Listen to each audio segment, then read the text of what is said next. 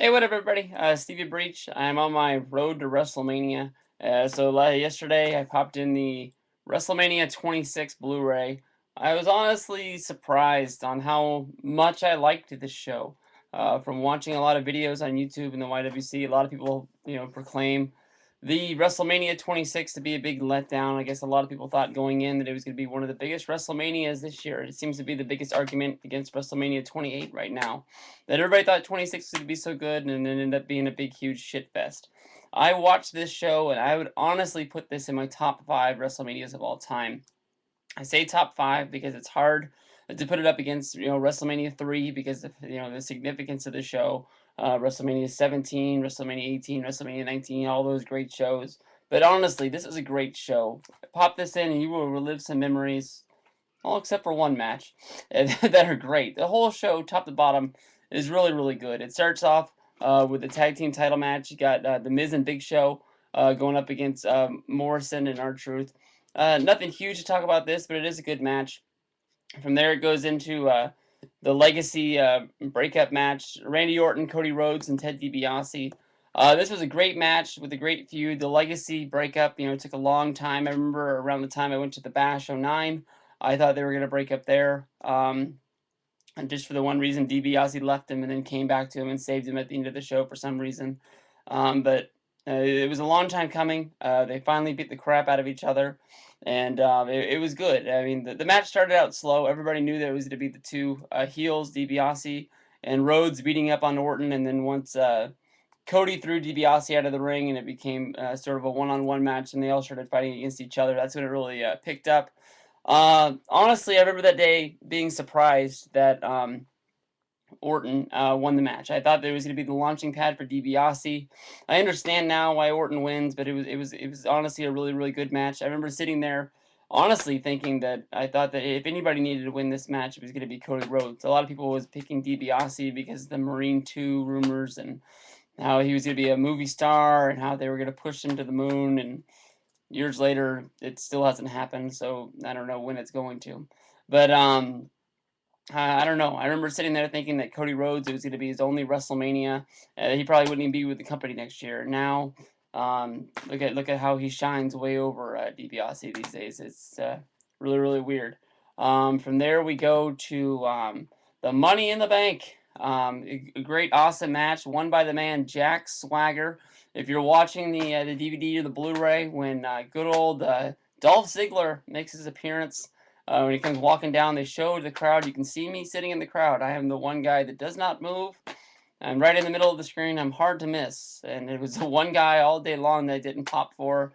Now these days, when I watch Ziggler matches, it's just, and I think he's one of the best wrestlers they have in the company. But back then, I just didn't get the guy, and he was honestly the one guy all day long that didn't get up for. For any reason except for Jack Swagger winning, this is one of my favorite Money in the Bank matches because it's so many people in this match that honestly could have won. There's so many guys that you could say that they were going to point at and make this guy the Money in the Bank guy, that they were going to put the belt on him sooner than later. That day, the people that was buzzing around, for some reason, I really picked Swagger because he was one of my favorite guys at the time, and I was really sticking with that. But I mean, when I was talking to people outside of the arena, P.S. By the way, I was a mark. I got to the arena this day at 9 o'clock in the morning when the parking lot opened. I was honestly one of the first 10 people to the arena that day for some reason. I bet I beat more than half the roster there. But I mean, the big buzz was everybody was picking Christian. Christian was a guy that everybody thought was going to win. McIntyre was another guy that they thought was going to hand it to him, that he was going to get straight up to the title. It was talk about him being, Triple H's workout buddy back in the day, and he was going to get there. I could see why Matt Hardy would win it. When you watch it, Hardy probably gets the biggest response of anybody coming out there. Shelton Benjamin was the guy that excels in these Money in the Bank matches. I could see him winning. MVP was the guy that was just due for a push, and Evan Bourne just seemed like a guy that could win this match and really, really go on and use this as a springboard to, becoming something. And years down the road, Evan Bourne is a smokeout. MVP, wrestles for Japan. Shelton Benjamin is in Shawn Benjamin's in ROH. Dolph Ziggler, is on Raw as one of the best wrestlers in the company. Kofi's, trying to find his spot still. Drew McIntyre is somehow not fired. Matt Hardy is sitting at home on his couch and Christian's rehabbing, and Swagger's sort of stuck in the mid card. So it's hard to see where these guys are 2 years from now. But I honestly love this match. Swagger takes 2 minutes to pull down the Money in the Bank thing. Sitting there, I honestly thought that somebody missed their spot. They were supposed to come up there and knock over the ladder, and they were hurt or something like that, and somebody else didn't pick up the slack. But he grabbed the briefcase. I was the only guy in my section that marked out. It was a damn good day. Um, Triple H against Sheamus. This is just a good match where Triple H actually got a win. I'm not actually honestly sure what Triple H's WrestleMania record is. I know he got the big win at 16, the first heel to walk out of WrestleMania with the title. Except for that, though, I can't think of many other Triple H matches that stand out with him actually winning. He's put over a lot of guys at WrestleMania as far as his whole career. People like to give him the shit end of the stick, saying he uses his power, to make himself look better, like the WrestleMania 25 main event and stuff like that. But I honestly think he's put over more guys than he has. But this is a good match against Sheamus with a good feud. Sheamus, was a two-time champion this year, I believe. Maybe at this time he was only a one-time champion. I think he lost it at the Elimination Chamber. But this is actually a pretty good match. Puts over Triple H. A lot of people were really surprised by this win. I thought that people were gonna, keep shooting Sheamus up the card.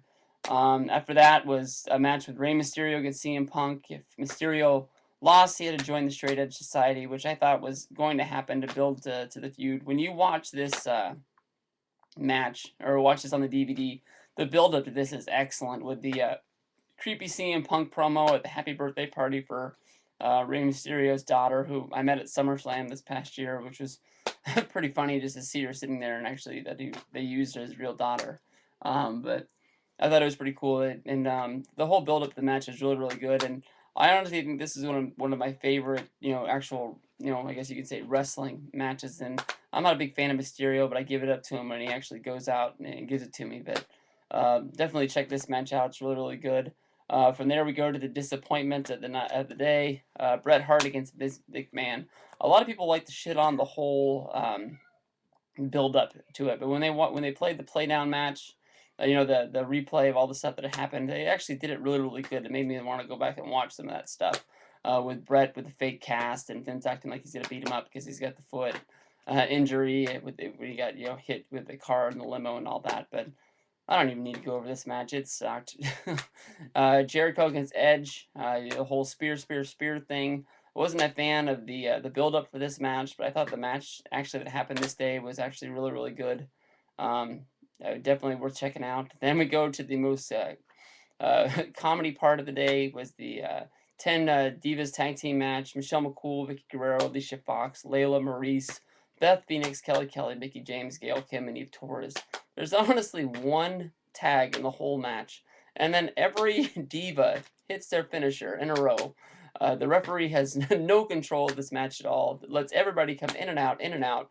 Vicky Guerrero hits the Eddie Guerrero splash off the top rope, and then basically rolls up Kelly for the 1-2, and then for some reason he decides he's not going to count the 3 because Kelly's shoulders up and makes her do the whole count all over again. You didn't have any control of the whole match the whole time. Why are you caring now? After that was John Cena and Batista, one of my favorite honest matches of all time. I think one of the funnest matches of all time for any type of championship match at WrestleMania. Just Batista throws everything at John Cena. Cena won't quit. You watch the front row. Everybody in the front row is hating on Cena, not wanting him to be there. Highlighted by the Australian dude with the hot wife, who I met at Access last year, and actually called him that to his face. And then he got in an argument with Ravi about how John Cena couldn't wrestle. But he says a lot of those people in the front row are honestly thinking about not coming to Mania anymore because Cena wins every year and it's the same old shit, and they're getting bored of it. But I love this match. Followed by Undertaker against Shawn Michaels. Great wrestling style match. They throw everything at you. And I honestly saw this match and didn't believe that Shawn was done until I saw Raw the next night after I came home. But WrestleMania 26, really, really fun. I only got a few more seconds left. One of the best things about this is how good Stryker, Cole, and Lawler worked together. They were a great team. It makes you think about how shitty the commentary is now with Cole, dumping on everything. He really was the lead announcer. You don't really realize that Jim Ross isn't there. Matt Stryker is the guy that sort of fills you in on all the storylines, whether they're good or bad, along there, and make you reminding why you care about this stuff. But WrestleMania 26, one of the greatest WrestleManias of all time.